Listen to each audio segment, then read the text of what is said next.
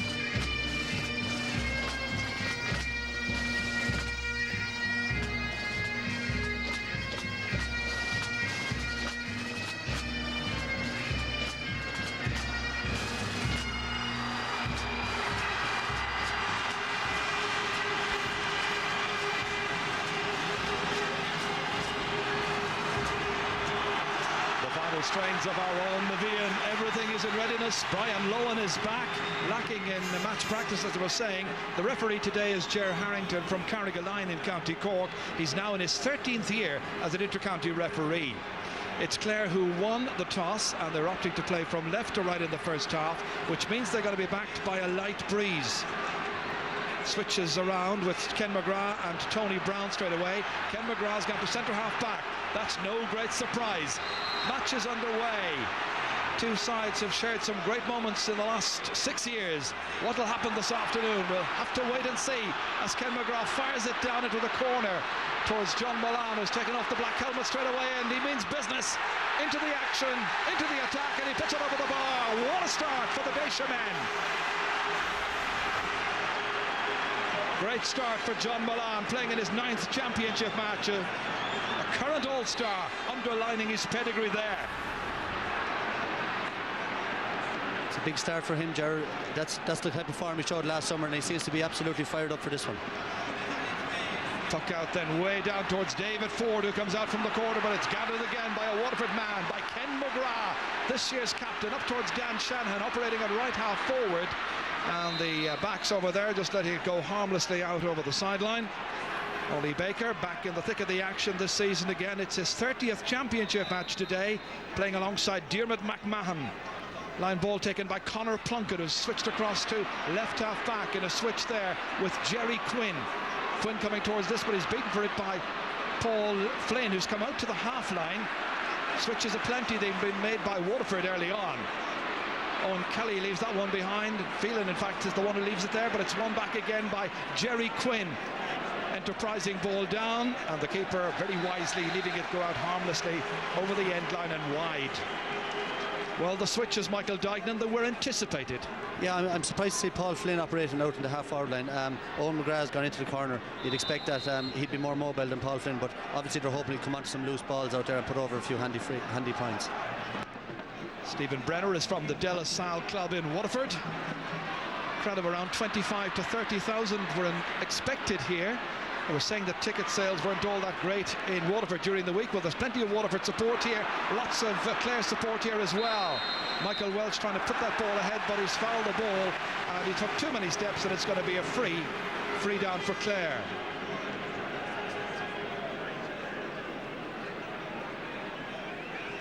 So this free to be taken by Sean McMahon, the Clare captain.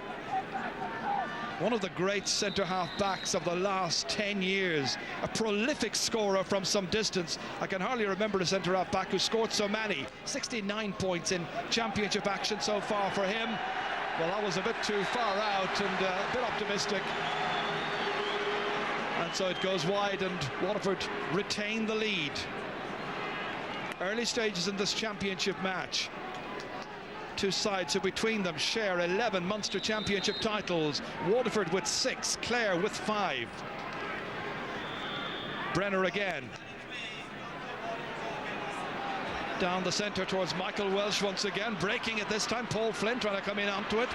And it's Sean McMahon who gets away with it. There's a bit of a loose stick there, and the referee has signalled a free down to Clare once again. Paul Flynn ends up holding his hand, however, feeling the sting from that on his left hand. Ollie Baker, the man who got the all-important goal all those years ago, back in 1995 in the Munster semi-final against Cork. It set Clare on their way that season, and the man who's going to take the free here is the man who engineered the line ball. Sean McMahon that day back in Limerick, today in Semple Stadium in Thurles. Great sense of anticipation about it, the beginning of the hurling championship. Lobbed in this time. Frank Lowen's in there, but he couldn't get a touch to it. Lowen has added a certain amount of physical presence in there for Clare in the inside forward line this season, alongside Niall Gilligan. Two big, strong men, well capable of getting scores.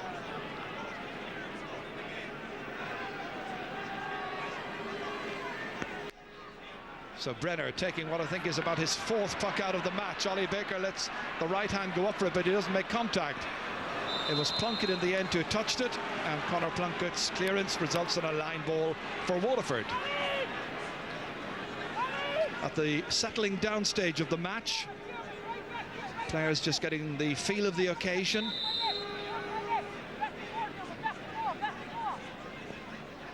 Well cut in, beautifully in, and beautifully caught back there by Dermot McMahon, the midfielder. That was a great piece of defending there. Watch as the midfielder McMahon from Kilmaley went way back in front of his goalkeeper and looked very commanding. He's an impressive athletic hurler. Davy Fitzgerald just back from a 2-month suspension. Line ball. Interesting that Clare also have brought the man in picture there, David Ford, out from the corner, leaving just 2 men inside, the aforementioned Gilligan and Frank Lowen. Yeah, I'd say they're just trying something. They've been very slow to settle Clare. Waterford's tactic up in the forward line is to move the players around. They're constantly switching and moving across the field, and they're obviously hoping to work on the lack of mobility as they'd see it in some of the Clare backs. Flynn, again straight at McMahon. Almost impossible to get past him. Coming out there, Seamus Prendergast trying to hoop. Again, he has to chase after him. Released that side towards Markham. Alan Markham firing it down beyond Frank Lowen this time. Stopped by the fullback, who's Tom Feeney. Feeney from Sarsfields in Cork. Up towards John Milan. Batted away there. Brian O'Connell's in the corner. The new man in there for Clare this year. Milan has it. Man has scored 3 goals and a point on this side here in the Munster final last year, and still finished on the losing side. It's getting nice and hot. Tony Brown trying to walk away from it. The referee isolating him, but he wants a word with Tony. Referee Ger Harrington calling across Tony Brown. One of 9 Waterford men to win All-Stars in the history of that scheme. He got his in 1998. The referee is also speaking there with Alan Markham, and it's a yellow card. Now he's calling back Tony Brown. I think the referee basically putting down a marker and saying no more nonsense, get on with the playing.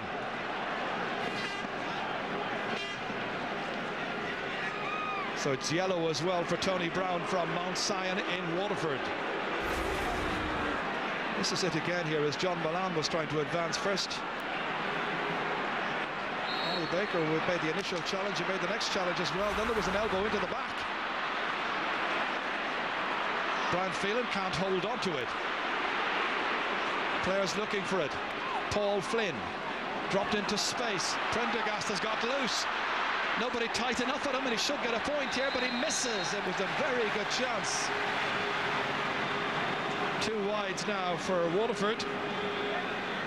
That was a really good chance for Seamus Prendergast from Ardmore. Now, Brian Lohan looks to me to be struggling a little bit with that hamstring. Seamus Prendergast has moved out 2 or 3 times out for the wing, and he's finding it hard to stay with him.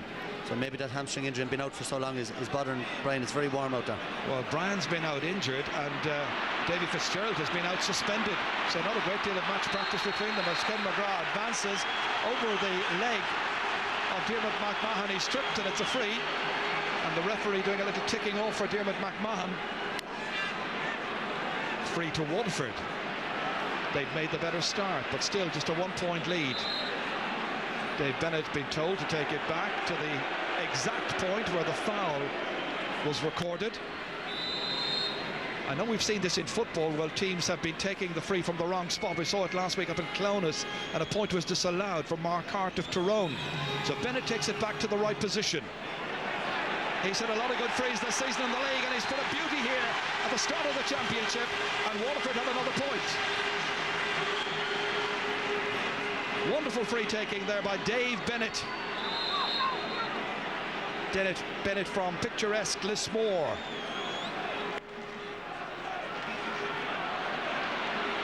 Clare just needing a score to settle them down, and once again it's Tony Brown. Oh, good block. Tony Griffin getting the stick in there. Markham's after it. 2 of them are after it for Clare. Markham has it. He's got Ollie Baker in support. That's on the 45-metre line. Low inside. I'm sure he mishit it. And it's cleared by Stephen Brenner. Under it beautifully there was Jerry Quinn. And bundled out over the sideline. He takes the ball out with him, and it's going to be a Waterford sideline ball. Well, the pressure play is coming from Waterford. Forget the league final last Sunday.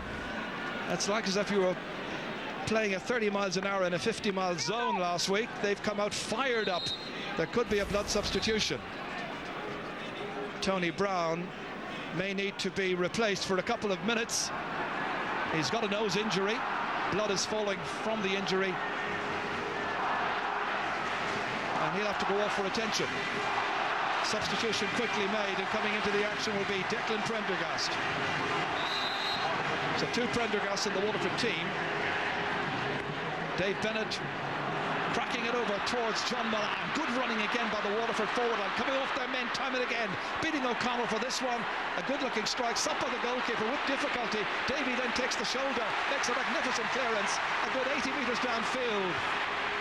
And Waterford being told, unless you hit them over the bar, the goalkeeper is going to start the next point of the attack. But Waterford coped very well this time. Flynn back deep, up towards Prendergast. That's Seamus Prendergast. And Michael Welch was coming in after it. O'Connell comes in towards him as well. There's a trip, and the last man to pick himself up was Sean McMahon. Free to Waterford, and another scoring chance. Waterford certainly have put their problems from last Sunday behind them. They started with great pride and passion, and they're fired up all over the field. You can see it in their performances. Ken McGrath playing a stormer at centre back. Clare look to be struggling with the pace of the game at the moment. And Owen Kelly has put that one over from the free, and Tony Brown is back into the action, having got the attention. So they're back as they started, except now they have a 3-point lead, and Clare yet to get going. It's just interesting there, Ger. Paul Flynn seems he's not going to take any frees today.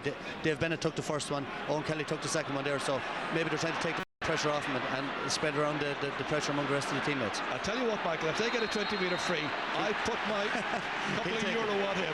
Okay, yeah, maybe that, but the long frees that are certainly taking them off him, and they moved him out in the wing to get him more involved in the play, so that could be a good ploy today by Justin McCarthy. They've got a lot of alternatives. Clare also, when they get into frees, have quite a number of alternatives. Right now, all eyes on Dave Bennett. Bennett playing today in his 19th championship match. He's been averaging 3 points a game during the league. Didn't have the best of games and was withdrawn in Limerick 7 days ago. So from just outside the 65-metre line into the waiting arms of the goalkeeper again. A couple of those now have dropped short, one from play and one from a free there.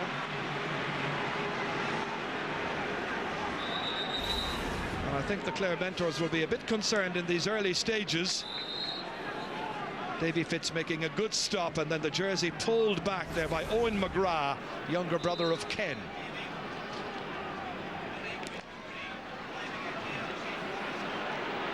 Owen Murphy's going up for this one, gets a stick to it, came down.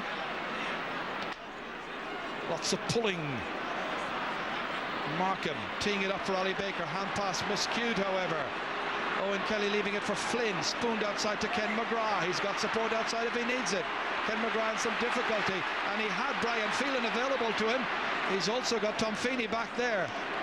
Good cohesion by Waterford and good understanding. They get up into the half-forward line. Jerry Quinn trying to get it out. Lack of fluency by Clare in the early stages. Walsh knocking it ahead here for John Mullane to Renanto. O'Connell sticking to him closely. Brian O'Connell battling. Young man from Shannon. Mullane again trying to take command of the situation. Hand passed into Clare. Dave Bennett was around for it. Spooned up here towards the waiting Paul Flynn. Look at the number of Clare men around him. They get a man loose however. That's Tony Brown. Lobbed in well. Dangerously so. And it's in the back of the net. And it's Dan Shanahan. 13.5 minutes are gone.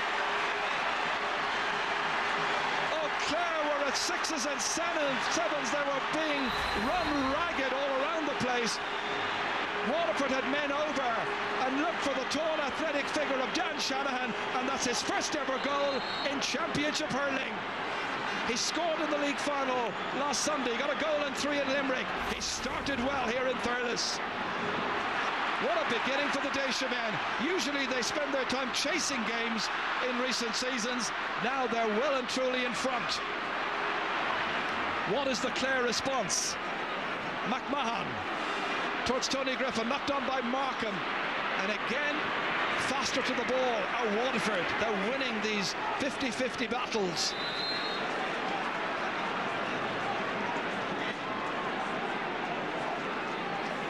Well, you could forget about the league final and Waterford being as sluggish as possible. They're flying this afternoon. Tony Griffin being called aside by the referee.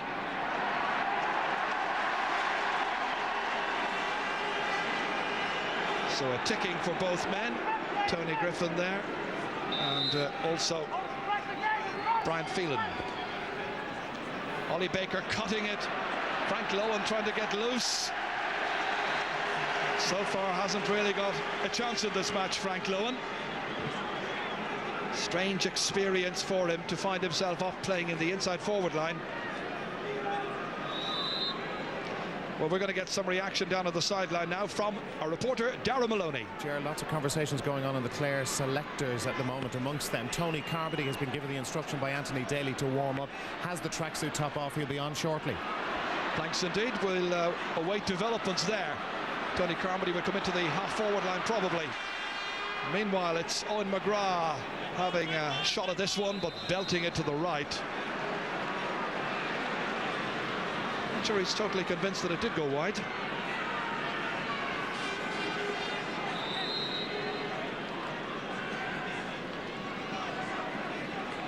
Davy Fitzgerald from 6 Mile Bridge.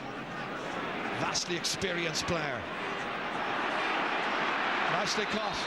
And Ken McGrath is making some impression at centre half back. From the time he came back from the injury, I think Justin McCarthy judged it just perfectly. He kept him playing at wing back, everybody wondering would he ever move him, and the suggestions were that he might move him into midfield or in the forwards. I think Justin always intended to play him in the championship in the position he's in today, centre half back. Dave Bennett with the free, and Dave Bennett has put it wide. Clare have yet to score. Colin Lynch has moved into the middle of the field now, changed with Dermot McMahon. So Ken McGrath is totally on top of Colin Lynch. They'll be hoping to get a bit more out of Colin in the middle of the field now. They'll be wondering too about the heat today and some of the older players on the Clare team, whether they'll be able to manage it. It's really, really warm. Beautiful day. Ken McGrath again mopping up everything. He's almost playing like a sweeper in the half-back line as Milan tries to advance. It went off Brian Lohan. Brian Lohan isn't too pleased. Arguing the toss with the umpire, but it's going to be Waterford's 65, the first of the game.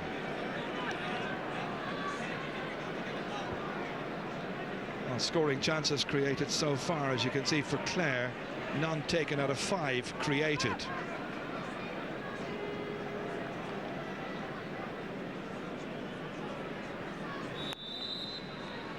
Dave Bennett so far, if we're interested in stats, he's 1 from 3 from frees. This to make it 2 from 4. He's done it.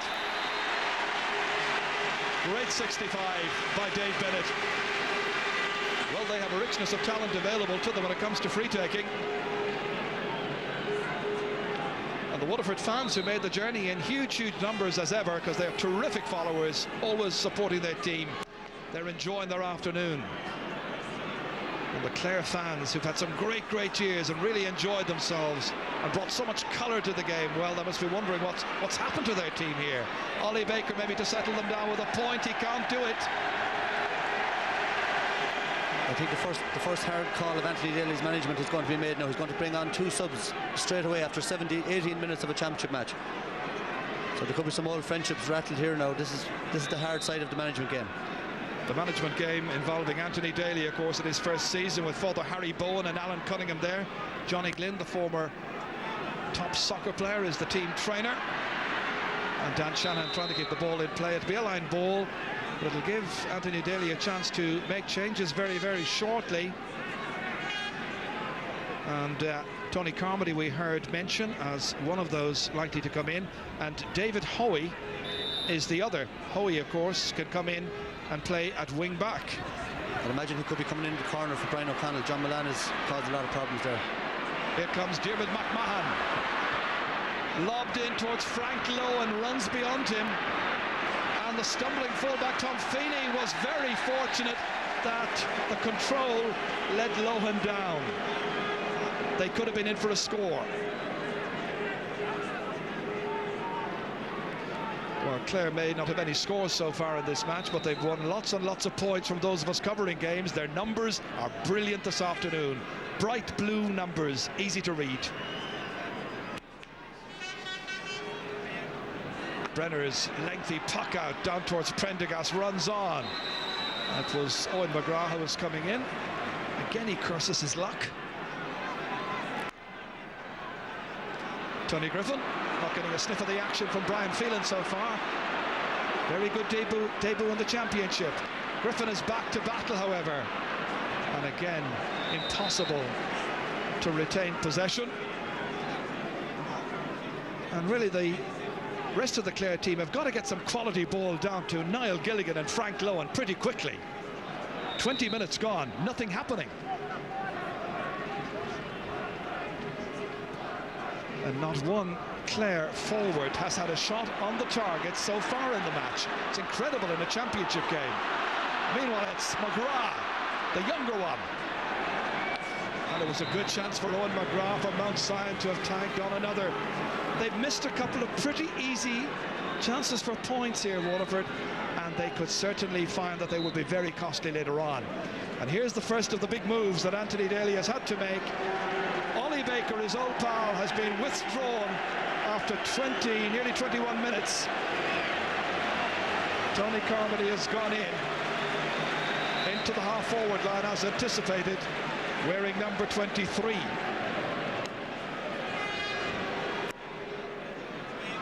The tough calls have to be made, and that's one of them. Yeah, that can't have, the two lads are soldiered for maybe 10 or 12 years together, and that can't have been easy for, but you know, these things have to be done on the day, the heat of battle, and Clare really need to get something going. 21 minutes gone, and they haven't even looked like a score. Really, Waterford should be out of sight. They've had 3 or 4 easy wides there. The game could be over at this stage. Tony Brown up towards Milan.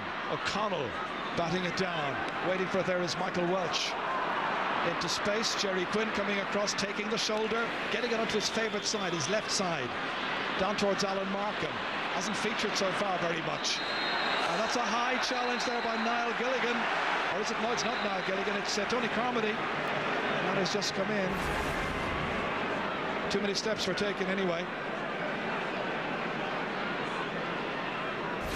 It's going to be a free to Clare for the steps taken by Brown as opposed to the high challenge by Tony Carmody.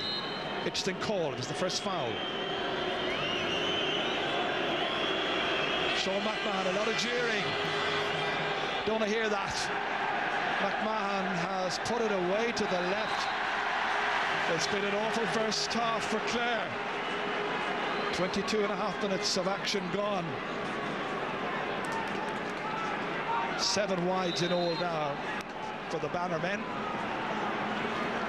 They need to start raising a few flags quickly. Justin McCarthy will be very pleased. He's done his homework really, really well, as he always does. Man, of course, who laboured long and hard with Clare down the years as well, back in the 70s. Colin Lynch, can he ignite this team? This is one player with a great heart. Beyond Frank Lowen this time, in towards David Ford, watching him very closely as Owen Murphy. Murphy back in the action, takes it easily. It's a handy pass into the middle, nicely taken down by Owen Kelly. Up towards John Milan, great catch by Milan. On his left-hand side, there's a point here for Milan. He got the first of the game. He's got the latest, and he's saying, come on, we're playing for the cause. Great score by John Milan, but it started down in the corner. And Waterford are standing up strong, and from corner back to corner forward, they look much the better than Clare. Phelan, now a bit of character is called for from Clare. Tony Griffin, it's blocked down there well by Owen Kelly, and as the ball was being carried forward out of midfield, there's a foul, and it's going to be a free. Well, Tony Griffin in the league played some wonderful games, but he hasn't got started at all here. Both teams were building for this. Ken McGrath. Scoring chances so far, you can see there. As Waterford come again. Milan. In beyond Dan Shanahan, the goal scorer. Milan again. This is his stage, really. He's a man for the big occasion, John Milan.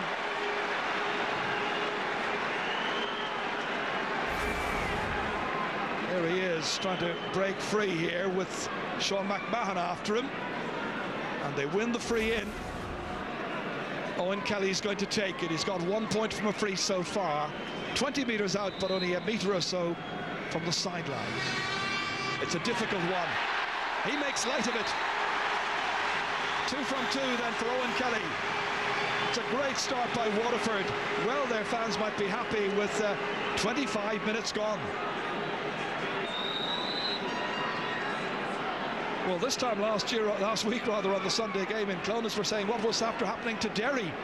The same question today, what's after happening to Clare? Paul Flynn, blocked down well by McMahon. Markham was coming in, he caught Paul Flynn late. It'll be a free to Waterford, but there'll be concern immediately about their number 15. Brian O'Connell is being called across. And O'Connell spoken to by the referee off shot right now as we watch the concern for Paul Flynn, and there's a yellow card against O'Connell.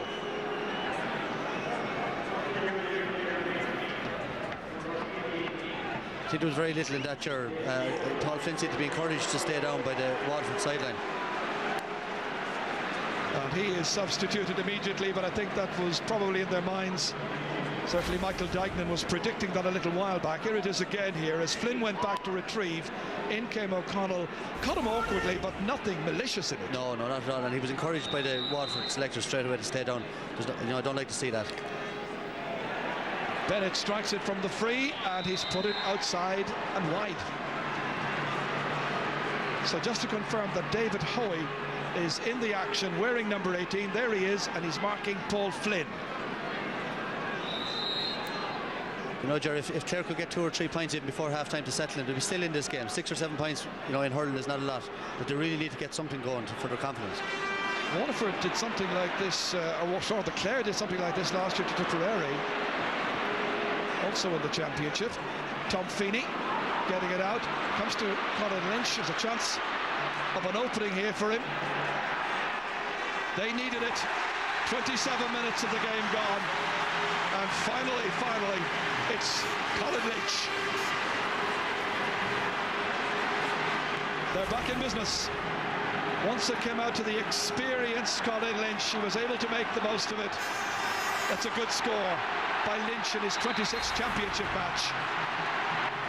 Owen McGrath has moved out now as the third midfielder. I'd say they're hoping to isolate John Milan, because if he gets one ball in there, and one-to-one ball, it's almost certainly a goal. Here comes Kelly. Owen Kelly. Beautiful fluency in the movement. Lovely wrist action.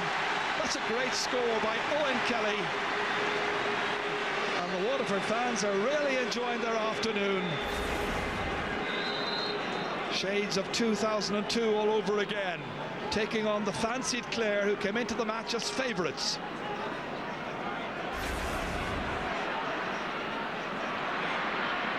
Ken McGrath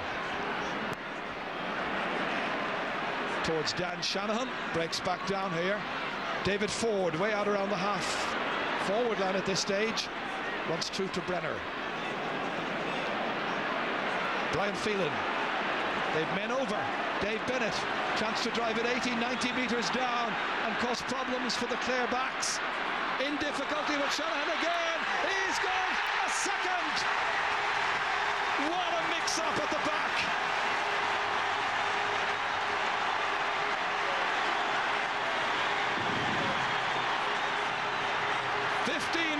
After his first, Dan Shanahan with 2 shots and 2 goals. It just broke loose for him, broke kindly into his path, and he couldn't miss.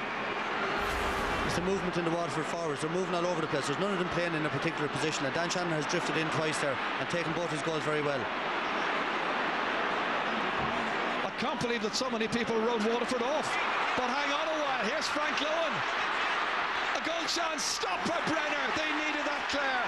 And Waterford with a very good save by the goalkeeper, but in truth it was struck straight at him. The goalkeeper still had to stand up strong, but Frank Lowen not quite showing the instinct of a predator there, but he has got about 5 goals in the league. He was in a good position, but it was straight down the throat of Stephen Brenner. Had Gilligan got that, or David Ford? Clare playing a 2-man full forward, and I don't think that suits Frank Lohan. He needs players in beside him so they can break the ball for him. Here's a chance for Gilligan, first chance he's had of getting a score. It's gone over the bar, but we're almost a half an hour into the action. This is where it came away loose here, out towards Niall Gilligan. A mix-up for once by 2 of the Waterford backs, and in came the man they called Gilly.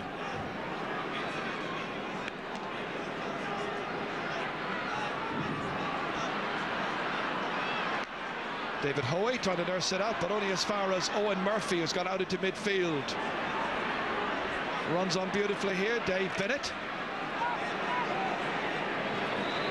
Well, just going for direction, acknowledging straight away that it was a bad ball on his part. There was nobody inside, remotely close to the Clare goal. The discipline of the Waterford backs has been first class. They've given away no free from 70-80 yards in since the start of the game. Oh, another mix-up by 2 of the backs you just mentioned. And for once it gives Frank Lowen a chance of a point, and he puts this one over. Missed the goal chance earlier on. Well, he's got the first of the match here, but it's come late in the action as Frank Lowen has switched out there into the 40. So we got Carmody and Gilligan playing in the inside forward line, a two-man Clare attack, with Frank Lowen withdrawn, being marked by Ken McGrath. As much as anything, I'm sure his job is to limit those long clearances that Ken McGrath has been making for Waterford. Pressure on the Waterford half-backs again. Griffin kicking it loose into the clear towards Frank Lowen. Tony Brown shouldered, comes out here towards Owen Murphy, scoops it away to left half forward. Mullane, lovely turn by Mullane, taking on Jerry Quinn, beating him easily. Well, everything about the approach was excellent, but the final shot bitterly disappointing. 3 minutes to the break, plus a bit of stoppage time. A great first half for Waterford. 2-7 to 3 points they lead. There's a very light breeze, but it's not significant. It's favouring Clare in the first half, but it's not really significant. Back there is Tom Feeney. 1 extra minute will be played. Tom Feeney is under pressure.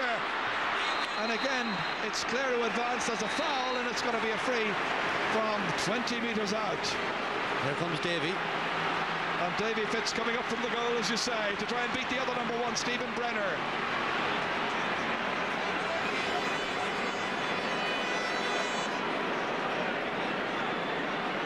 So the foul on Tony Carmody results in a 20-metre free. It's a conventional 20-metre free. Referee Ger Harrington in charge of the game here in Thurles, wanting everybody back. Davy Fitz is now up on the 20-metre line, ready to strike. Attention been required, however, for an injured Waterford player. 3 from 3 scoring chances for Clare so far.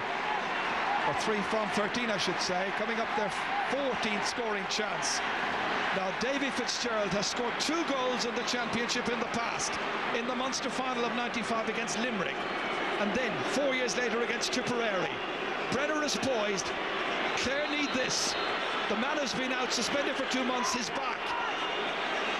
What can he do here? Davy Fitz stopped, and it's belted in by Tony Griffin. Tony Griffin benefits from the free taken by Davy Fitzgerald. Clare are back in business.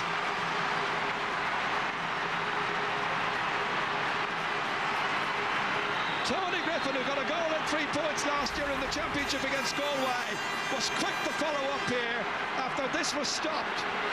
Touched away, and Griffin was in to pounce. It's a lesson to the young hurler there. Follow in every ball. You never know which way it's going to break. Super goal from Tony Griffin. Well, it's what the game has required, because now it's 2-7 to 1-3. And Waterford's lead doesn't look quite so immense. Mullane striking, and he's put it wide. They've missed too many. I think Justin McCarthy and the other selectors are going to be very concerned about their striking. Anthony Daly a bit more relieved. Huge pressure occasion for him. Very charismatic character. We could be in for some second half. Carmody going for another one. It's tail to the left. This is the man who was fouled that set up the 20-metre free. The one thing about Clare is that they've huge experience in their team, so they're not going to panic. Even if they're 6 or 7 points down going into the last 10 minutes, it won't worry them, because they've been there before, they've seen it all. There's only a goal and 4 between the teams, which is nothing in hurling. Pressure once again on the half-backs. Walsh playing hockey with it, getting it forward near the sideline. Another great as the ball's inside towards Owen McGrath, and the referee says you picked it off the ground. Free out to Clare. Well, that second goal by Waterford, you would have thought, was an immense body blow to Clare, but they've responded very positively. indications that there's a lot of fight in both teams down there. Nobody's deflated. And that's Markham who was pushed. Tony Brown, the last man up. The two managers up and down the sideline playing like 16th men. James O'Connor being prepared. Might come in. Meanwhile, it's a free, which Niall Gilligan is preparing to take. Watch the crouch here. It's very, very low before rolling it up. Suits a left-sided striker of the ball, and he's put it over. It's a first pointed free by Gilly. It's his second point of the match. And the gap is closing. Credit to Clare, Gerard. Just going in at half-time now. But, yes. They looked out of sight, 9 or 10 points down. They fought back well, and they just go in 6 points down now. They've it all to play for the second half. They certainly have, because those goals by Dan Shanahan after 13.5 minutes and 28.5 minutes were cancelled out then by Tony Griffin's goal for Clare with about 2 minutes to go to the break. And at half-time at Semple Stadium in Thurles, it's Waterford who enjoy the lead. And at half-time, it's 2-7 to 1-4. Let's go down to Dara. Clare selector Father Harry Bohan. That goal, such a crucial score for Clare. Absolutely. We didn't hurl at all in that first half. The first 30 minutes of it, we just weren't in the game. And it looked a total disaster. At least in the last 5 minutes, we started to hurl, and we've come back somewhat into it. But we've a fair hill to climb down the second half. Waterford are up for it big time. We thought we were, but we just haven't hurled so far. Thanks for your time. Sunday game will be right back after this break. Half-time in the Guinness Munster Hurling Championship match between Clare and Waterford. Waterford lead by 2-7 to 1-4 at half-time. Tomas McCahey, Ger Loughnane with me here in studio. Ger, Waterford are on fire. It's as simple as that. Completely on fire. You know, we said before the start, watch them in the first 10 minutes. Now we've seen what they've done. Coming down to Thurles, Michael, on a day like this, in the Munster Championship, you need three things. You need pace, movement, and be able to win possession. Waterford have every one of those. They have fantastic pace. The older Clare players are being caught for pace. Brian Lohan hasn't hit the ball yet. Shawnee is struggling. Ollie Baker has gone off. Colin Lynch is very ineffective. Frank totally ineffective at full forward. The pace of the Clare team is way off what's required in a day like this. Yeah. Now, the decisive factor here is the ability of Waterford to win possession around midfield and the half-back line. They're winning fantastic ball, and as a result, they're laying great ball into the full forward line, where Milan is wreaking havoc in the corner especially. And it's the movement of their forwards. Now, I must praise Justin McCarthy, and I've often been critical of him in the past. They have a brilliant game plan here. They're moving their forwards around, they're constantly on the move, they're discomforting the Clare backs, they're dragging out of the position, and then they're letting the ball in fast, and it's a race for the goals. And then Waterford have the pace to catch them out. A brilliant plan from Waterford. Now, it could be worse for Clare. There should be more down. Waterford have missed an awful lot of chances. It should be way, way worse. And Clare are very lucky to be only 6 or 7 points behind at half-time.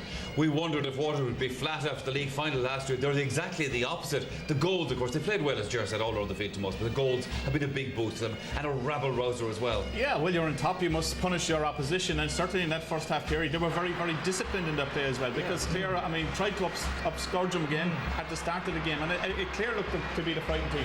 But again, we look at the man Dan Shanahan. He's playing a wing forward, but he's great positional sense again to get himself in around the square. When he sees his midfielders or the half-back line getting clearances, he's moving to the edge of the square, and again with his height advantage, up he goes, catching the ball. Again, this is a long clearance coming out of the defence again. This is a fantastic score here, and it's what look at the marking situation from a Clare point. Look at the race in behind the ball. Here again he is, in behind again. Okay, bounces nice for him, but it's a great finish. And he showed us last Sunday in Limerick, he certainly was well in form, well in top of his game, and today, going in after a first half performance, getting 2 goals like that, it's a great tonic for the likes of Dan Shanahan. If he did something special, Davy Fitz could do nothing about those. Something like Davy might do in this match to kind of spur Clare up. They went 27 minutes without a score at all. He came up to take the free, didn't get the goal himself, but it came from it. This is a crucial goal. This could keep Clare in it. Well, it has kept Clare in it, especially after Frank Lohan missing an open chance before that, when he should have gone with his left-hand side. Now we see when he takes the 21 here first, it's blocked. Tony Griffin, look, he's in it there. He said, now that could have hit off a Waterford defender and been cleared as well. So Clare are just living on scraps. The Waterford keeper hasn't had one save to make in the whole game. Yeah. The only wides Clare have had, apart from maybe 2, are from frees. You know, they get no ball to the full forward line because they're not winning possession. And to get ball to your full forward line, you must win possession at midfield. But talking about Waterford tinkering.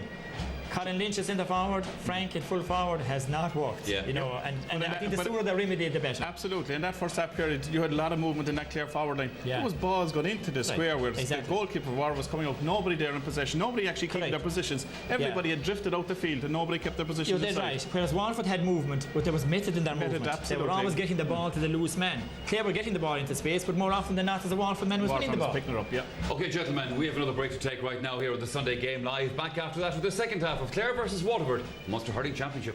Which has just got underway. Remember, it's Waterford 2-7, Clare 1-4, right at the start of the second half.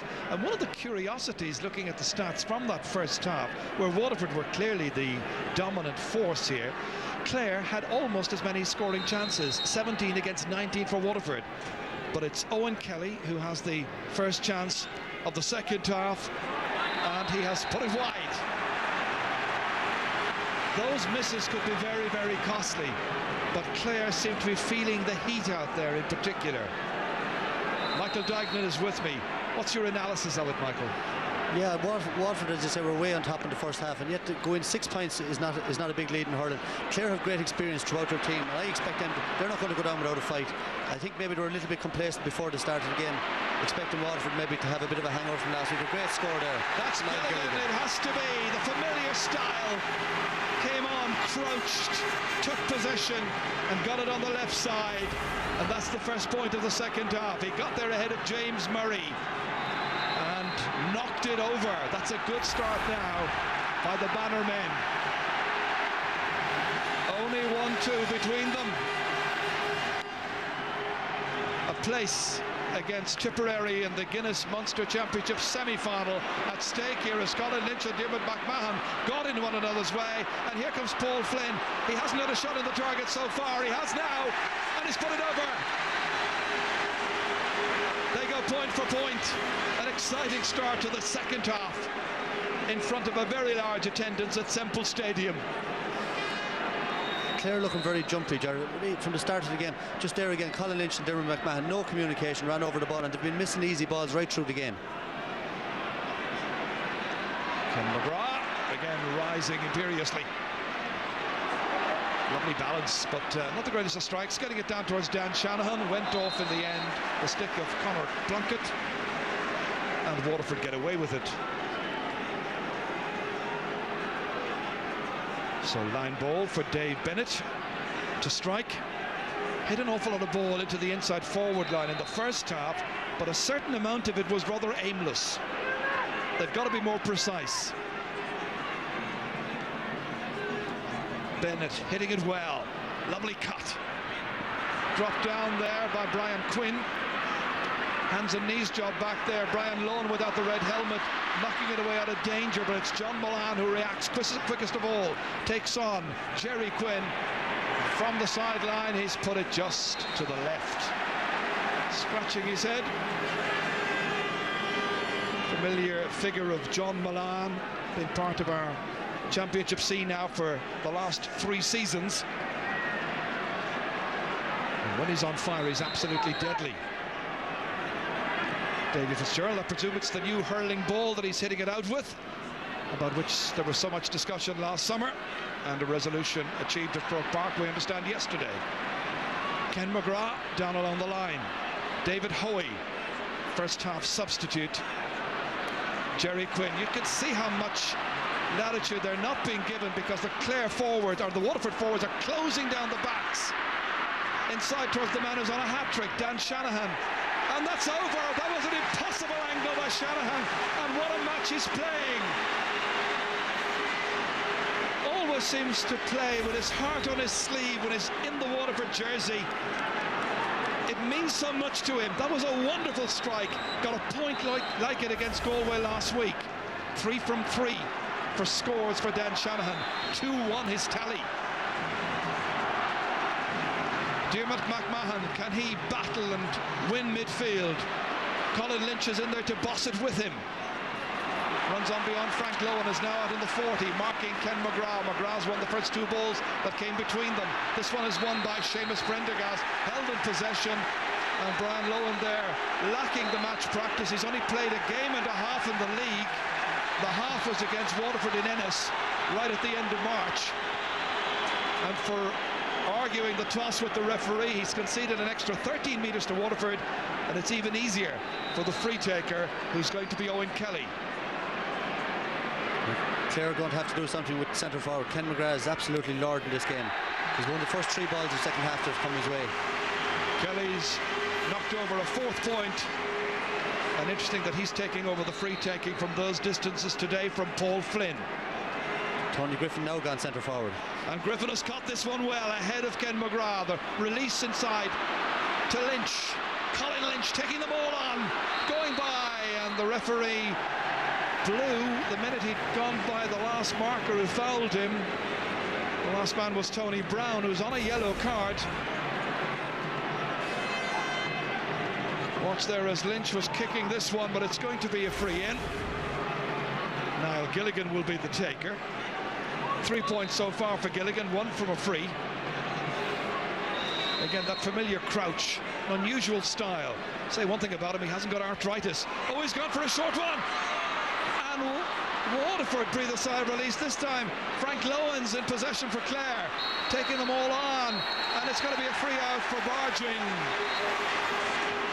Well, Gilligan had the chance of tapping it over the bar at an early stage of the second half, did a kind of a Paul Flynn in it, went short, and the ball from David Ford was stopped and went out over the sideline here, or near the sideline, and ends up being a free. Still a half an hour to go. That's ridiculous. There's only 8 points in the game of hurling. Take your score, 7 points, and play away. It's still 30 minutes to go. Jamesy O'Connor is being prepared to come on in place of Alan Markham, and Jamesy is in for his 39th championship match in the Clare colours. He's in on Tony Brown immediately. Markham makes way. Jamesy has scored a remarkable 2 goals and 145 points in a glittering career at this level. Can he make a difference? It's crisis time for the Banner, being led by Waterford. Owen McGrath blocked down well there by Conor Plunkett, comes back here. David Ford, again it's blocked down. In comes Jamesy O'Connor. That little hand pass back towards Plunkett, running out of options, running out of ideas, and in the end Waterford have themselves a free. Or rather, it's going to be Clare who will have themselves the possession.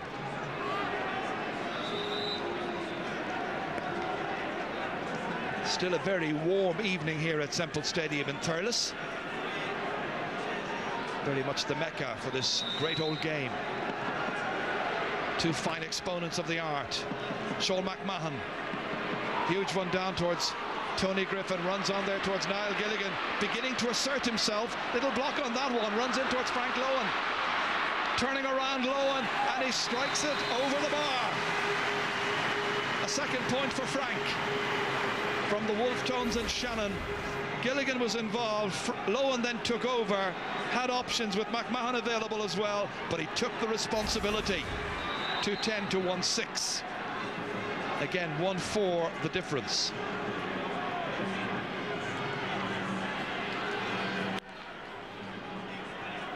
Well, I'm sure the Waterford fans are, rather the Clare fans are still considering that short free taken by Gilligan a little while back. So much time was left. Bad pass by Michael Wells for Prendergast. And it's the chance of Clare to take it forward here.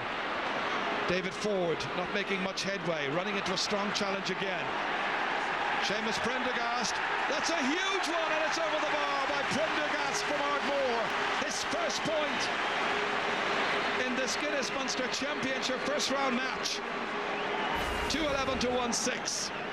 But once again, there was confusion among the Clare players who lacked clarity of action and thought. And in nipped a very focused Seamus Prendergast. Taking it out of midfield is Paul Flynn. But not the best directed pass. Impossible for Owen McGrath to hold on.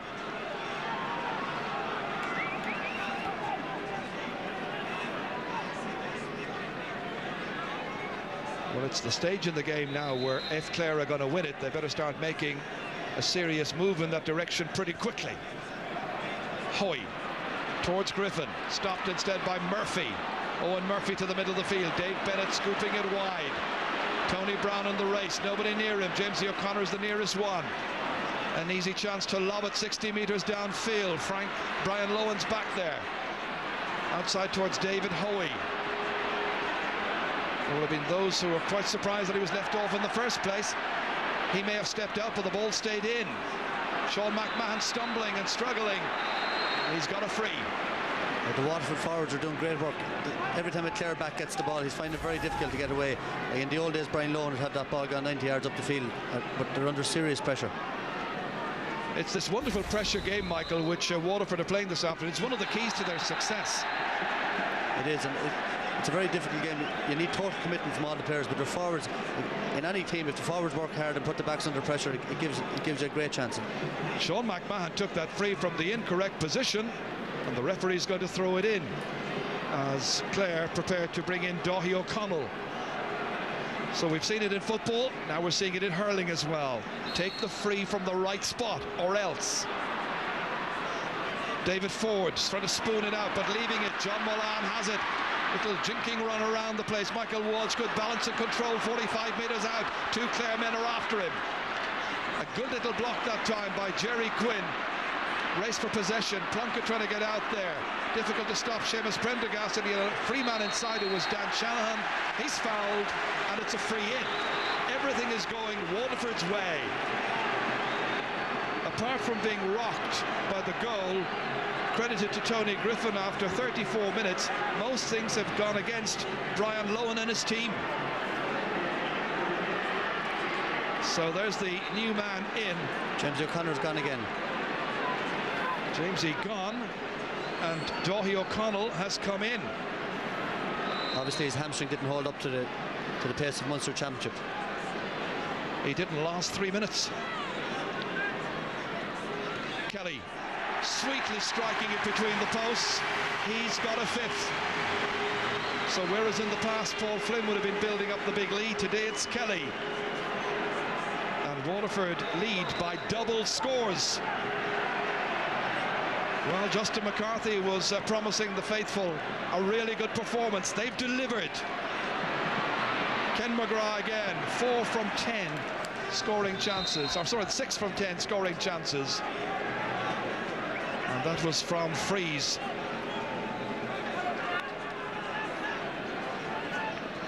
Line ball to Clare. Conor Plunkett to hit this one in. Just his 7th championship match. And he hit it to an unmarked player who was Colin Lynch. Not unmarked anymore. Nicely taken. Quickly released by Phelan. Tony Brown on his right-hand side, down to Dan Shanahan. And the intensity of the Clare players is just sort of dropping again. They need a break, they need something to happen, but they've got to make it happen themselves. They've been trying everything, bringing on Jamesy and so on, but this is that last challenge here by Conor Plunkett on Don Shanahan. And for the foul on Shanahan, it's a free.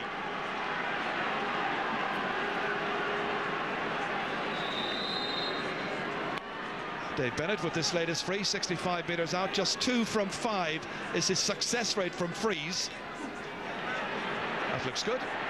Inside the left-hand post and over. Well, the long ones left to Dave Bennett, the shorter ones left to his midfield partner Owen Kelly, and they're yielding a very big dividend. Is there a way back now for Clare? Or are we looking at a team being eliminated early on here, like Kerry earlier on in the Guinness Munster Hurling Championship? They lost heavily to Cork at Pork Equive. Ken McGrath, huge one down towards Dan Shanahan. It's Conor Plunkett who's marking him. Shanahan been forced out wide. Easy one for Brian Quinn to crouch low, take on his left and strike it out, but only as far as the waiting Dave Bennett. Take that, says Bennett, and Clare have to do so. Bad clearance, wonderful strike by Bennett, and it looks like being Waterford's day. Hard to see any way back after a clearance like that. Was so slack by Brian Quinn and seized on by Bennett.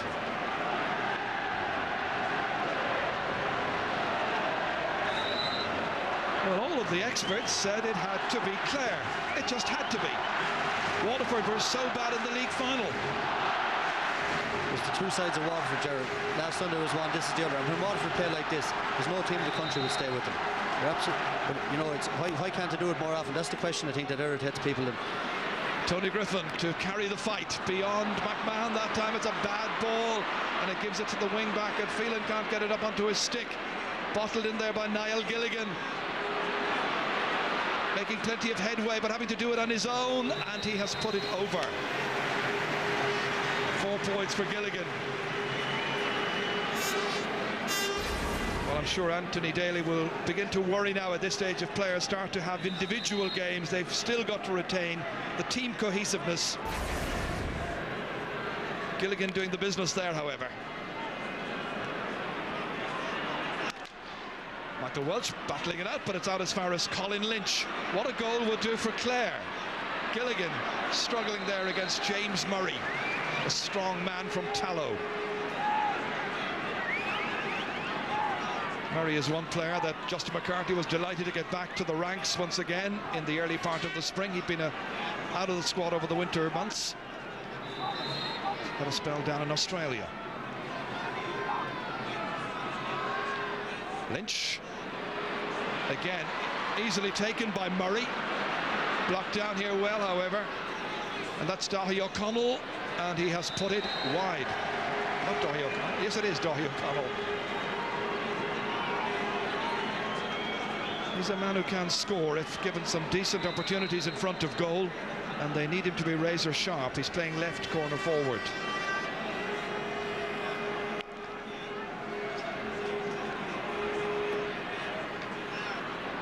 Still Waterford by double scores. Prendergast across towards Paul Flynn, ready to take on David Hoy. Never really gave a chance to Dan Shanahan, who was waiting in front of goal.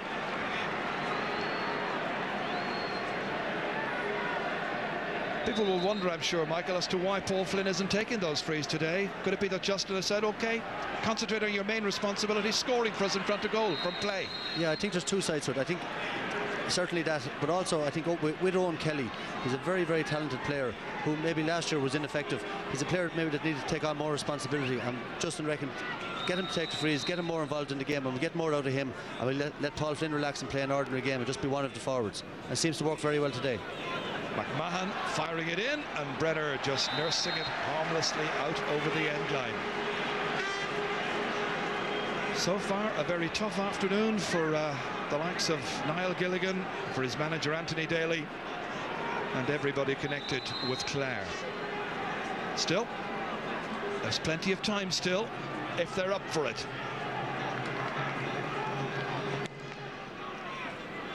Brenner.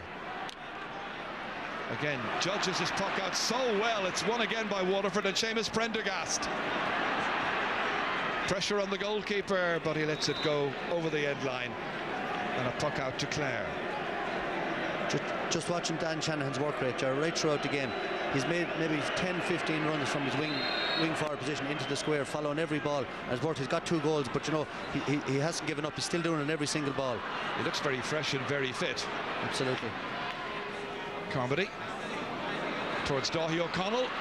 Clare trying to advance and look for something, but stopped by Brenner. Getting it out to Ken McGrath. Tony Brown just needing an extra touch.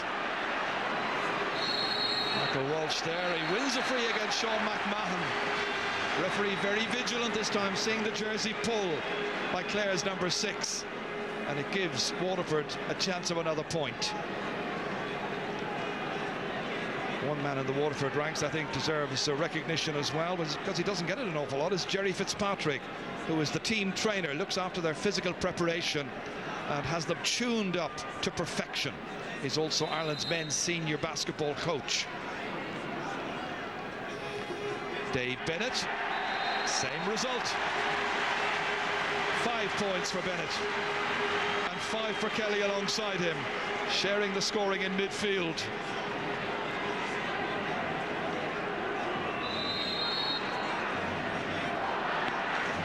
This is a bad display by Clare. They've gone with experience, as we said in the scene set at the beginning. A lot of experience. There was one more go in them, the management obviously felt, but it hasn't quite worked out. Dave Bennett firing it, but stopped by Davy Fitzgerald. And the netminder puts it out over the sideline, and it's going to be a line ball to Waterford. Well, I suppose when the manager came in, he had to have a look around at the forces that were available to him. Went for the heads, the experienced heads, right now being taken apart. And that is a great solo effort by Owen Kelly. What a match he's playing. They are just toying with Clare. Two great rivals in Munster in recent years, but today is Waterford's day.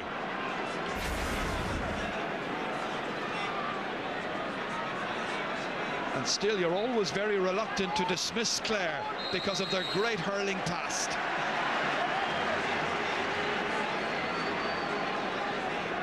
Waterford are thinking about changes, but there's some Clare fans who've decided, like the Derry fans in Clonus last week, it's time to get to the cars, avoid the traffic jams, and go home disappointed, very, very disappointed. No doubt about that.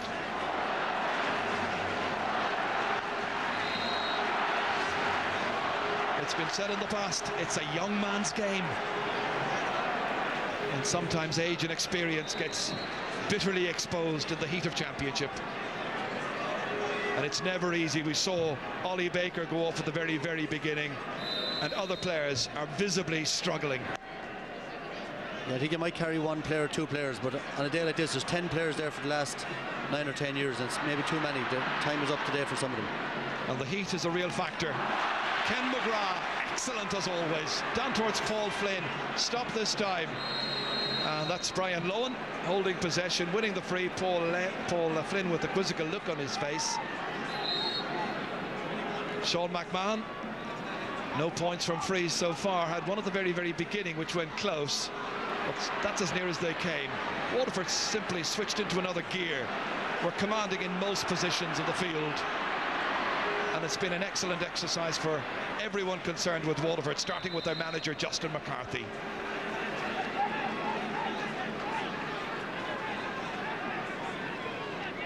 David Hoey about to hit this one.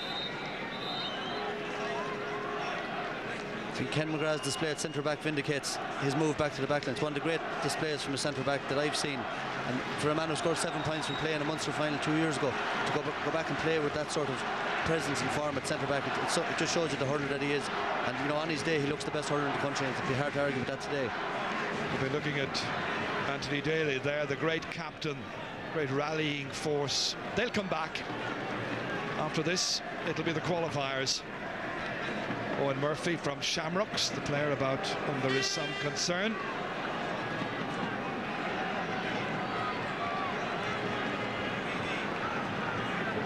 Waterford about to bring in Paul O'Brien from Tallow. He's a very fine young talent, a really good forward player, and he comes in place of Paul Flynn. Now, you don't see Paul Flynn taken off in too many championship matches, but they're winning handsomely by 216 to 1-7, and there's a big, big round of applause for Flynn. Off he goes, but it's time for a new, fresher man to come in, and that's Paul O'Brien. Someone got the winner in Porkyreen recently in the league against Cork. Clare advance, but again, strong defence. Ken McGrath without the stick, leaves it there, knows the support from James Murray. Back towards Owen Murphy. It's becoming routine, almost easy, if that's possible in the Munster Hurling Championship. Colin Lynch runs on towards Gilligan. It's Frank Lowen. Tony Brown stopped. Tony Carmody. Clare looking for some late scores here. Might get it with Diarmuid McMahon going through 20 metres out. 4 or 5 Waterford players around him. Frank Lowen coming onto it, in towards Daithí O'Connell, and it's belted wide. It was a glorious chance for Niall Gilligan. He knows it. It was waiting invitingly there as Diarmuid McMahon, with his physical presence, caused a little bit of concern in the Waterford backs, and it flashed across here, and the final approach shot was hit by Gilligan. And Colin Ford is about to come in place of Jerry Quinn. And that is Clare's 5th and final substitution. Bad day at the office. Brian Lohan struggling with that injury. Jerry Hoey. Well, Anthony Daly was telling me during the week that they were really worried about some of the injuries, and those worries were borne out. I know managers always tend to say it, but this time there was a lot of truth about it, and it's been too much of a handicap for Clare. Brenner avoids the incoming approach by Frank Lohan, flattened by O'Connell, but he gets it away out. The referee has noted that, and it's down to Paul O'Brien. Highly fancy corner forward O'Brien. It drops short, saved by Davy Fitzgerald. Still 10 minutes to go. 2:16 to 1-7. Hoey with the lengthy clearance for the banner down towards Tony Griffin, who didn't really get going, aside from the goal which he smashed in from the free taken by Davy Fitzgerald. Mullane coming out to collect out into the middle of the field. So athletic, so fit, so sharp. And that is a brilliant Munster Championship point by John Mullane, his 3rd of the game. The All-Star is in All-Star form. And Waterford's performance here today has been quite sensational. They've looked sharp, very inventive, very creative. Griffin at the other end for Clare, miss-hit. Still goes forward, however, stopped. Gilligan's shot, and the clearance in the end by Ken McGrath. What a performance by McGrath at centre-half back. And the referee holding back the play, whistling up as Seamus Prendergast was advancing without a hurley. It'll be a free to Clare.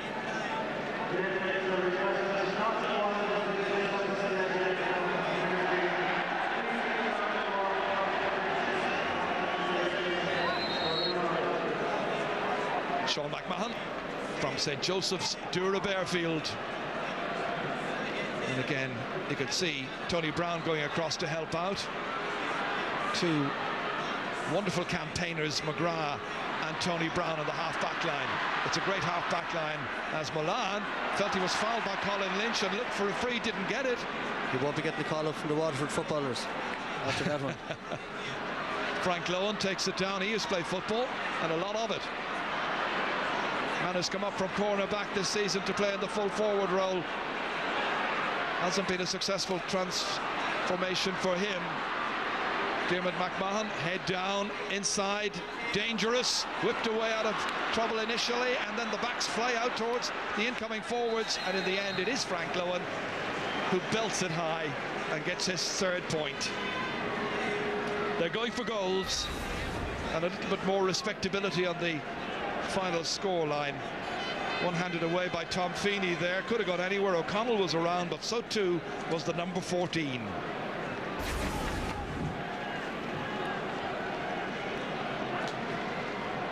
And there's another injury to Dave Bennett this time. He's okay, back into the action again, was attended to very quickly by the physio. I think the impressive thing today for Waterford, scoring 217 really without Paul Flynn, scored 1 point from play, and to think that Waterford could do that in a championship match, you know, would be unheard of. And obviously Justin McCarthy, it's a tactic of his to take more pressure off Flynn and maybe to put more pressure on him to get him to deliver in general play. We're not going to carry you for the freeze, but you play your game and be a part of the team, and he's taking him off there again, maybe just to give him another little reminder. I think that is very much in his mind. I've no doubt about it. You're playing for your place now when you play for this Waterford team. Dan Shanahan commits the foul, throws the ball away in anger, too many steps. Free to Clare. Nearly 29 minutes are gone.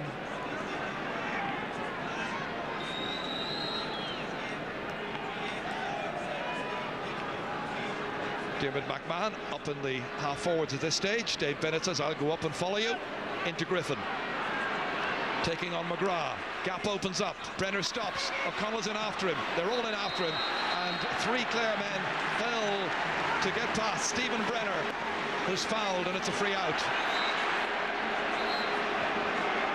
He's had a busy last few minutes, but otherwise his defence has done really well. Griffin knocking it in there, just got it away. O'Connell was coming in. He must have seen him in the corner of his eye. And then O'Connell falling down on the goalkeeper. The referee decides to bring the ball out as far as the 20-metre line. Sean Ryan, outside, coming in place of Owen McGrath. So another bit of championship experience for Sean Ryan.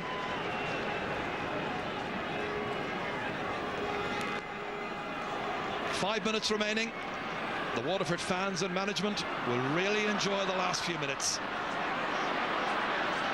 Owen Kelly striking it inside the right-hand post, and he puts it over. He's another player to have had a magnificent game. 7 points is his contribution from frees from play, and he's really been helping to dominate the midfield. Waterford winning so many of the key battles, setting up scoring chances, and his lengthy shooting has been really impressive. Tony Griffin running freely as ever. Gilligan can't hold it. Murphy lets it run out as far as Tony Brown.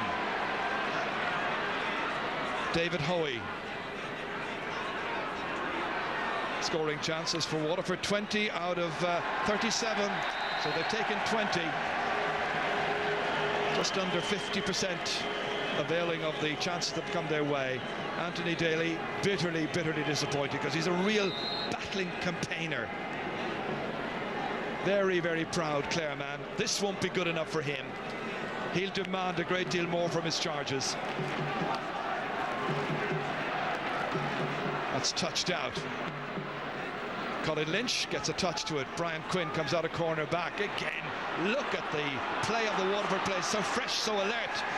Walsh strikes it off the post, and Dan Shanahan has got a hat-trick.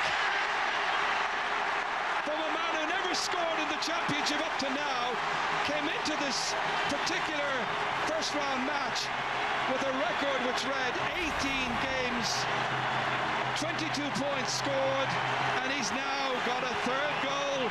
Michael Walsh saw the shot, tracked down off the post, and in came Big Dan the man. 3 goals for Shanahan. I was saying it earlier, Gerard. He's been doing that all through the game, following in every ball. He's given an exhibition of wing forward play today, and he deserves his 3 goals for the way he's worked out there. 4 shots by Dan Shanahan at the target, and he finishes with 3 goals and a point. This man here did it in the Munster final last year, and John Milan has added another. 4 points for Milan. Another wonderful contribution from the number 13. Well, it's Waterford's day, and it's looked like that from a long way back. Clare looked leaden-footed, never really able to get going, never quite hitting the pace.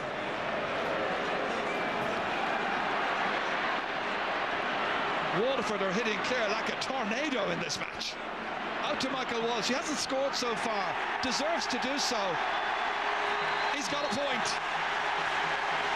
He deserved that one.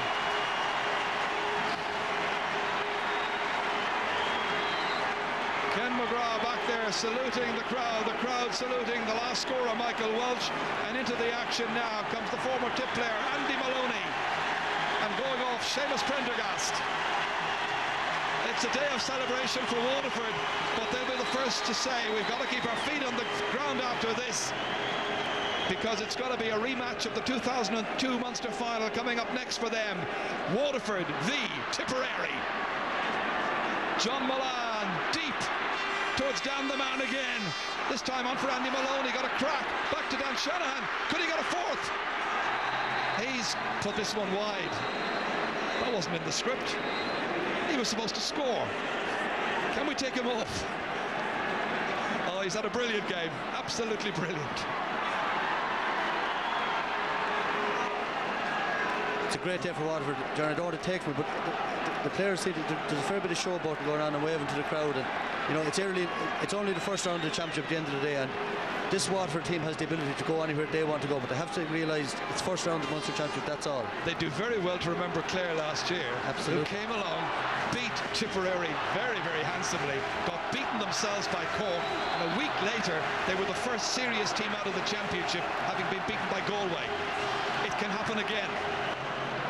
But it makes for a fascinating championship. Conor Plunkett's got a yellow card, by the way, as we watch Tony Griffin hit this one into the corner. Taken here once again by Brian Phelan. Down for Andy Maloney. Back to the other sub, Paul O'Brien. Too much pace in it. Easy for Hoey.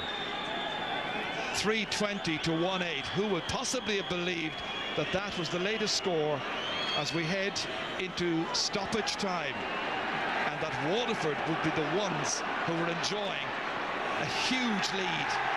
And it's embellished with another one by Kelly. There's an Owen Kelly, of course, playing for Tip.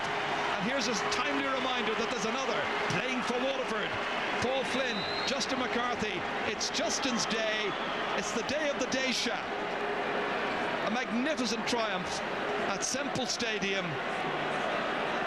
Clare have been trounced. Big one in again, and this time it goes wide. We're in stoppage time. Waterford are on their way. Clare are headed for the qualifiers coming up next month. The question of age, and too many players on or around 30 years of age, and so much experience and so much mileage on the clock will certainly exercise the minds of followers, Clare followers in particular, after this, because Waterford have been sharp, they've been fresh, they've been enthusiastic, and they've been up for it. Well, they dominated from the start in the half-back line and midfield, and once you do that, you're on a winner. Their three half-backs, particularly Ken McGrath, and the two midfielders have absolutely been outstanding. It's a young man's game, and the younger team has come through. The favourites for Clare, the winners are Waterford, and Dan Shanahan with his first ever hat-trick in Championship hurling. It's happened here at Semple Stadium this afternoon. Bitter disappointment for Anthony Daly, but Shanahan, one of the heroes, with a goal, or 3 goals and a point. And they've had heroes all around the place. Clare created 28 scoring chances. Waterford created 45 scoring chances. They were so dominant, and they've gone on to get a place in the Guinness Munster Championship semi-finals, with the final score here in Thurles reading Waterford 3 goals and 21. Clare a very disappointing 1-8. And let's go straight down to Dara Maloney. Flynn, that was a sensational performance and an amazing victory for Waterford. It was, Dara. I suppose, you know, after last Sunday we were disappointed the way we played and the performance, and to lose by 5 points after playing so badly, but we put it right here today. We worked harder in the first half, I think, and gave us a good foundation to go into the second half. Was that the bonus for you, that you had a chance to make up for it so quickly? Yeah, well, a lot of people were saying physically and mentally we'd be in bits over, but we looked at it as if, look, we have 6 days from last Sunday to put it right and get Waterford back where we think we belong. The intensity was something else all the way through. The forwards defending, the defence started from right up there. That was one of the big features.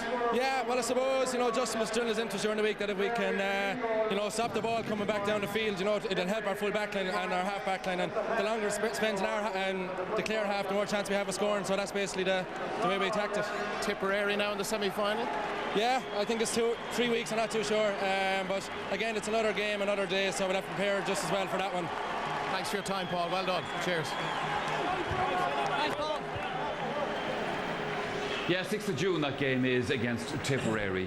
Ger looking at Tomas McCahey here with me in studio. Ger, commiserations on today's result, but Waterford are just a better team. I mean, it's as simple as that, I suppose. There can be no complaints whatsoever about it. 2 years ago, Michael, in the Munster final, Waterford scored 2-24 against Tipperary. Tipperary defence very similar to the Clare defence. The defence lacking in pace. They used the very same tactic today. They dragged them apart.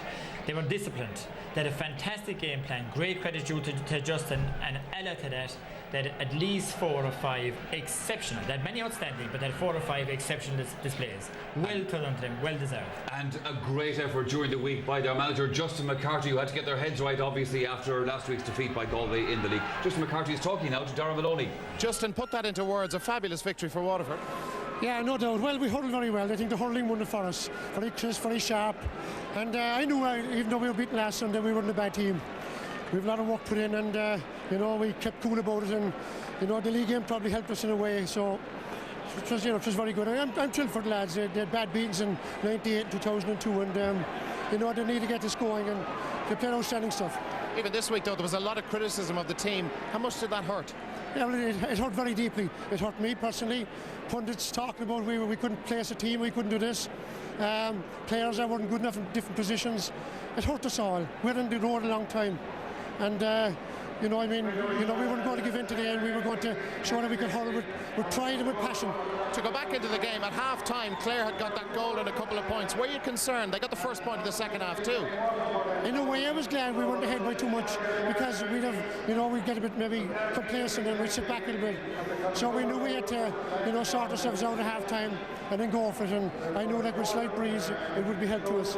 Confidence must be sky high now. Well, you can see it in the play there. Confidence was very high, and when lads are hurling well, their confidence is high. We didn't make too many mistakes, so I'm thrilled for that. Now Tipperary? Yeah, tip now, yeah. Well, that's it. If we have to win it, we have to win it the hard way, but they'll be very hard as well, and, we'll be probably set up now, we have to be careful. Justin, thank you very much. Thanks for your time. Well done. Yeah, Justin McCarthy, a proud man this evening. Obviously, the way his team played, your fellow countryman Tomas Mulcahy did a good job, as I said, during the week, because this was the big question: could they bounce back? And this is what Clare were afraid of. They would be at the receiving end of this. Oh, absolutely, no better way to go into preparation, as I said at the start, than to be inside in that dressing room when everybody has written you off, and you know yourselves inside that you have been a very, very good team over the last couple of years. They could have won a Munster championship last year. But again, I was probably one that criticised his placing of the team, and certainly putting Ken McGrath in at the start today from centre back was a great move, and he certainly showed his leadership qualities from there. But the midfield on Kelly today was fantastic, and Justin prized himself an awful lot, not too much on the physical side of the fitness side, but on his hurling, and certainly his hurling today was the hurling all over the field, very crisp, very sharp, and when you come into Thurles and you score 320. It says an awful lot, and I mean, you can look at Clare and you look at the faults of Clare. It was probably Clare's worst performance I've seen for a long time, and I'm sure it's going to be very, very hard to pick up the pieces there. But when you get 320 scored against you, you just put your hands up and say it's one of those days. Okay, lads, well, now there's plenty more talk and debate to come here on the programme from Thurles this afternoon. After the break, it's Sunday Game Plus. That's more analysis of today's big game here at Semple Stadium, plus reports on the other main matches taking place around the country. So join us again in a few minutes. Hello and welcome to Sunday Game Plus, in which we sum up all of the main action from today's football and hurling championship matches around the country. Now, first off, we're going to wrap up on today's Munster hurling quarter-final here at Semple Stadium. To repeat again, the final score for you: Clare winning, Waterford winning, I should say, against Clare 321-118. I'd say that Clare dressing room, Gerlach Nan, is a fairly glum place at the moment. I'd say it's absolutely stunned. There's a massive explosion of a bubble bursting, because the expectation was so high in Clare. There was so much publicity about it coming into the game, which is always very, very dangerous. But all over Clare, there was a massive buzz during the week, and great expectation that Clare would not alone win today, but would go much farther in the championship. But I think, Michael, what really proves is that when an old team comes to an end, when that collapse comes, it's usually fairly dramatic. And Clare kept that trend today. The collapse was really, really dramatic. They were beaten all over the field. Clare are not gone out of the hurling championship, obviously, with the qualifiers, but it wouldn't be looking great for the next day, no matter what happens. So they're going to have to rethink this entire thing again, Tomas. No, and I mean, obviously he's got to probably look at the younger legs and stuff like that to see what's behind the scenes. Is there some backup there? But go back to your point, Gerard. I mean, that team have training for the last 6 months, right? They've gone through the hard road, and the league performances would have suggested today that they were getting things right, and to train for 6 months and to put in a performance like that, it certainly doesn't kind of look well for the future. I mean, maybe 5 or 6 of those guys will have to go on the basis of their performance today, or one thing it does tell us, that Waterford played very well. It does, absolutely. Nothing you should say should take away from Waterford's display. After last Sunday, I mean, we said at the start, watch them in the first 10 minutes. You saw the way they played. They laid down a marker for the first 10 minutes. They were in charge. They were taking over this field today. They had the game plan. They had their individual players to exploit all the weaknesses in Clare. And fair play to Justin. He put players on, the slow Clare players, to exploit their pace. He played the ball, they played the ball into the open spaces, and then they had the players to finish it off. Players like John Milan and Owen Kelly up in the forwards. Ken McGrath, absolutely fantastic at centre back, and we take back everything we said about whether he could play. You mentioned John Mullane from the very start of the game today. He was playing with that kind of attitude. He was showing his jersey to the crowd. He was getting them razzed up and scored a couple of very good points. Absolutely, because he probably would be disappointed with his performance last weekend as well. And certainly in possession, he looks fantastic on the ball, you know. And I think this is the one in the first half. It's a great ball up the wing to him, and first touch, great catch for a small man and up over the bar.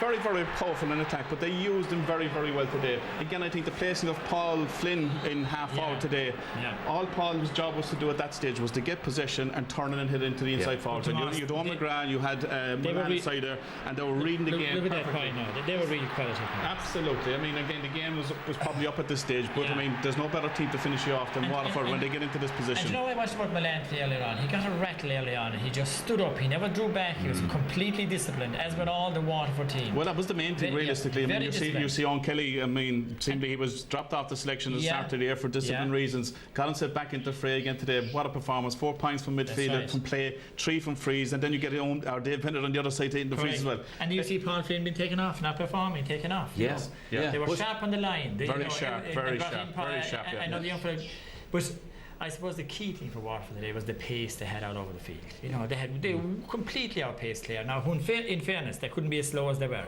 Yeah. You know, there was something wrong. You know, expected Daly in charge of a team to come out firing in all cylinders. But was that the thing though? I mean, like, we expected to fire in their bellies at the start of the game, and were they too fired up for it? Because they didn't seem to be able to relax on the ball. They were losing possession. They were caught out of position so many times. You know, and I mean, okay, it does. They've been very, very good hurlers. I mean, I don't think it was just pace. Was it maybe just too much fire in their bellies today? It's a very delicate balance to keep them between fired up and gone too far, too hyped up. Over the top. And if they're too hyped up, you see their touch is bad. Their touch was absolutely terrible. And whereas Waterford's touch today, which was bad last Sunday, Clare's touch today was like Waterford's last Sunday. Waterford's touch was spot on today. First time control. But look at all the times they caught the ball in the air. Only Brian Lohan in the second half caught 2 balls in the air. No Clare player in the 70 minutes caught a ball in the air outside of that. Now, how do you win when you play like that? Sure. I mean, there's another thing. I mean, the psychology of the game is very important, but things like that, I mean, Anthony Daly has to look down sit down and watch this match and look at Dan Shanahan's 2 goals in the first half and how he got inside the Clare defence to pick the ball, as you said, out of the air when there was a lot of defenders with their hands up. And a defender standing in front of him. Absolutely. They're basics, like. They're the basics of defending. Now, look at this. You see this in here tomorrow. Yeah, I mean, it isn't too often that you see Brian Lohan caught in front of his man and the ball being caught over his head. And again, it's a situation that Dan Shannon reads so well, and he got a third goal again today by chasing up possession. And I mean, that has been his strength in the league campaign this year. He's playing at wing forward. He's watching he's reading the game very, very quickly. When the ball is hit from midfield, he's moving into that position in the square. They know they have small men in and around there, but when the ball goes into the square, you must have a big man in and around there, and he certainly did that today. And Tomas, it's a tactic that's very hard to defend in.